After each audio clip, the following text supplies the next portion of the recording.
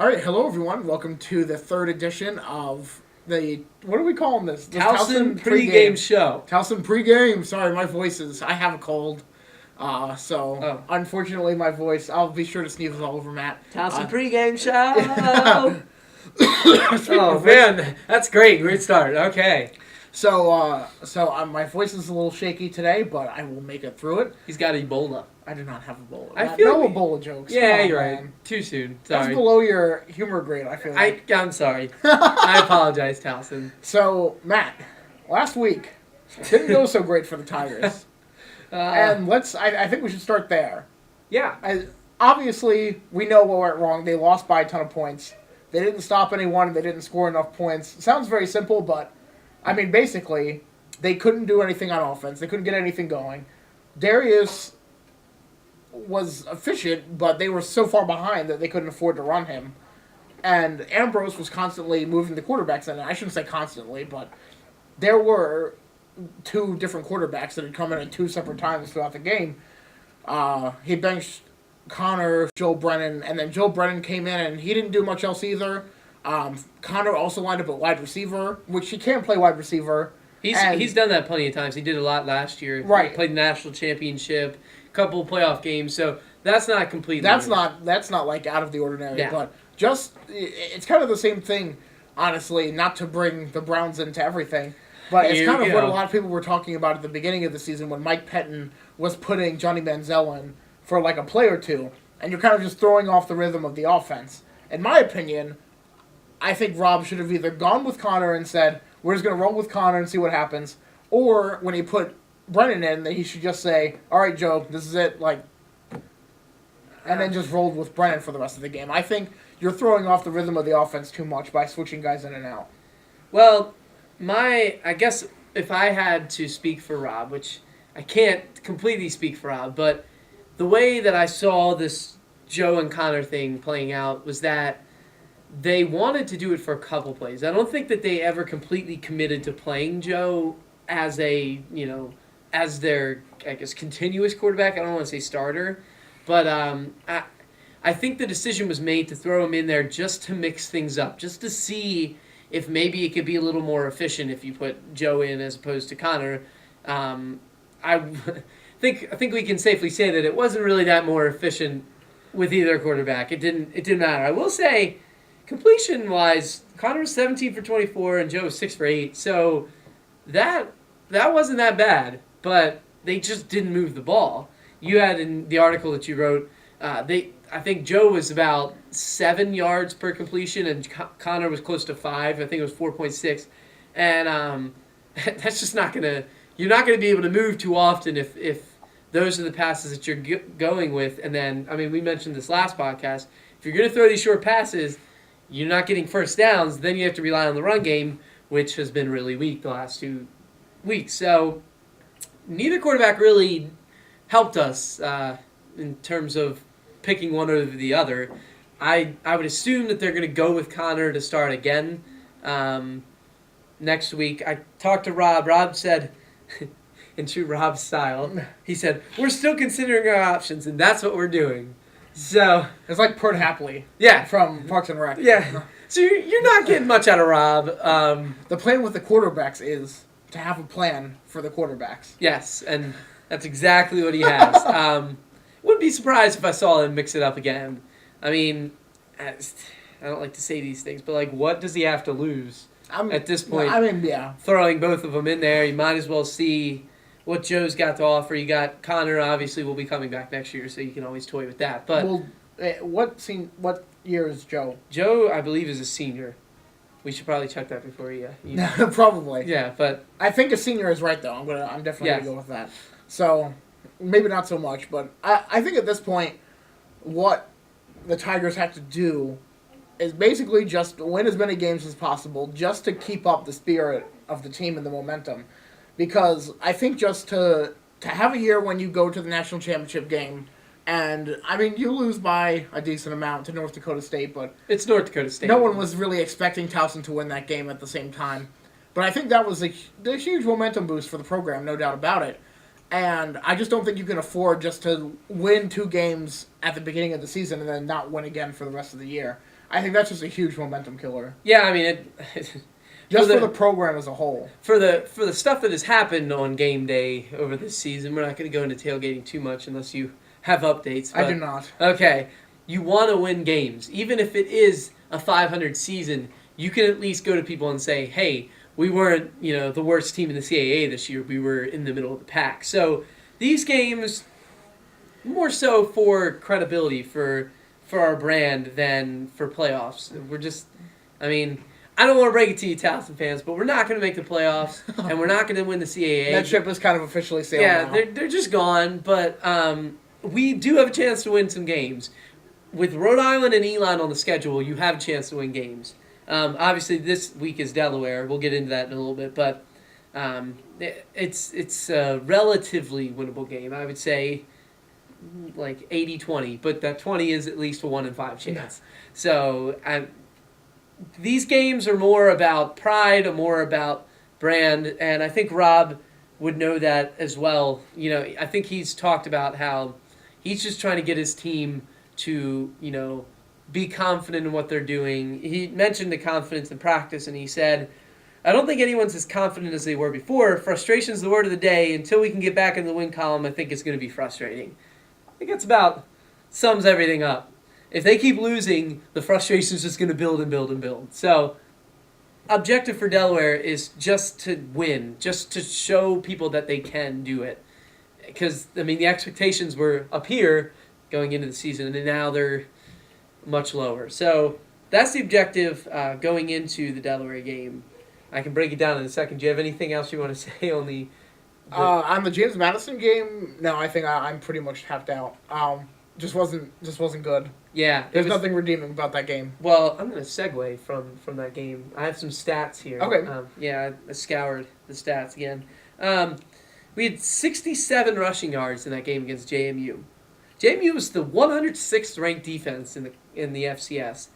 That's not good. The last 2 games we've had 172 yards rushing, and I compare that to, I don't want to say the first 2 games. I'm cutting the West Virginia game out of the first 2 games, because it was just terrible statistically. So Central Connecticut State and Delaware State, we had 411. We were a good rushing offense the first part of the season. And Darius was 14th going into the James Madison game. Yeah, and 14th in the FCS. The FCS. He's definitely not in the FBS, but but yeah, we were a pretty productive rushing offense before we hit the skid that, I would attribute it, I don't want to say a lot of it, but a good amount of it to the offensive line. They've had some injuries with Jake Shunke and a couple other guys that they've had a mismatch, and the offensive line just hasn't been the same since, I don't know, maybe 3 weeks ago or something like that. They're going to need to somehow kickstart that rush offense, because Delaware, they're not going to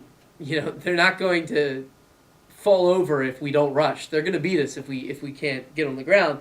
Lucky for us, they have the 107th ranked rush defense. So you go from another bad defense in JMU to Delaware. So what better chance to kickstart it than a Delaware team at Delaware on their homecoming? They're allowing 217.8 rushing yards per game. So this offensive line is obviously, it's in shambles right now. It's going through some changes, but they're going to want to really hit the ground running on this game and not have to rely on Connor and Joe throwing the ball, because we've realized that they're not Pete Athens. They're not going to lead the game through the air.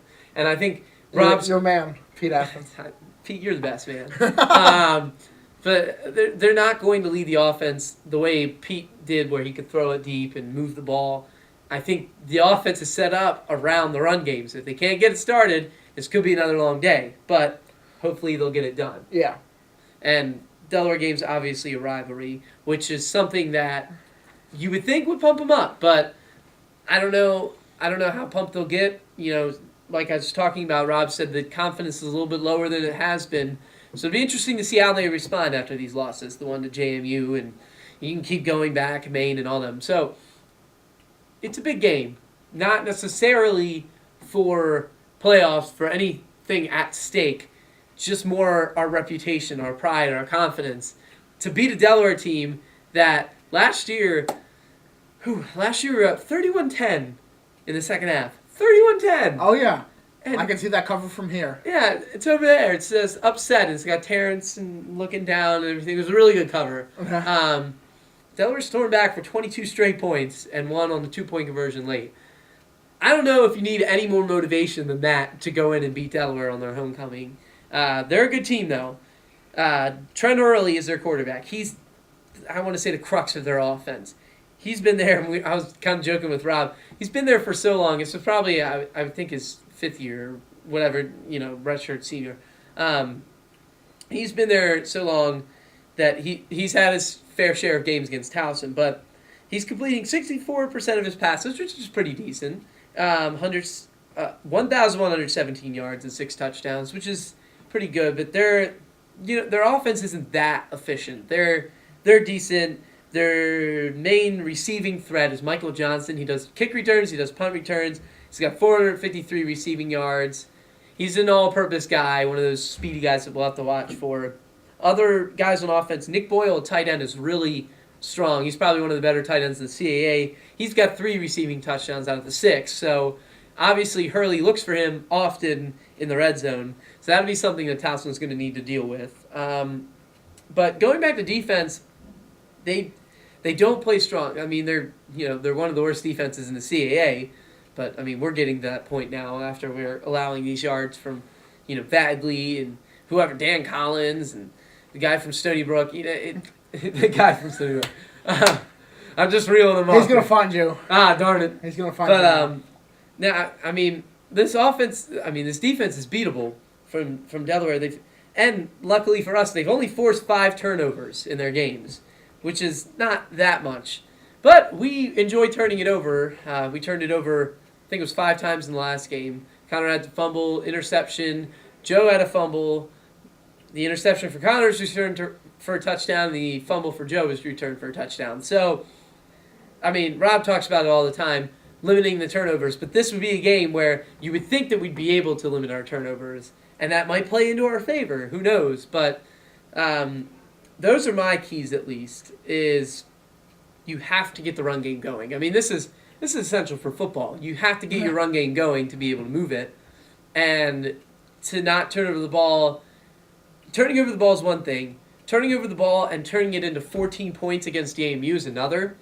So just conserving the ball and playing a safe offense is I think, a big thing for Towson to be able to compete with Delaware, which I think we can do.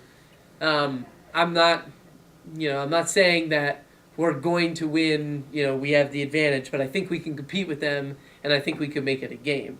So those are my keys for the game going into Delaware. Do you have anything that you want to say about our offense, defense, Connor Frazier, run game? Basically the offense is bad. I think we just haven't really seen any.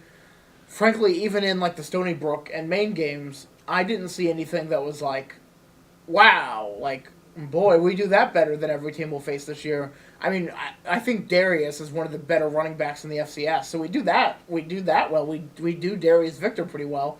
But now, with, as you said, Matt, the injuries to the offensive line, I don't know if you can chalk that up as something that we'll have an advantage in every game.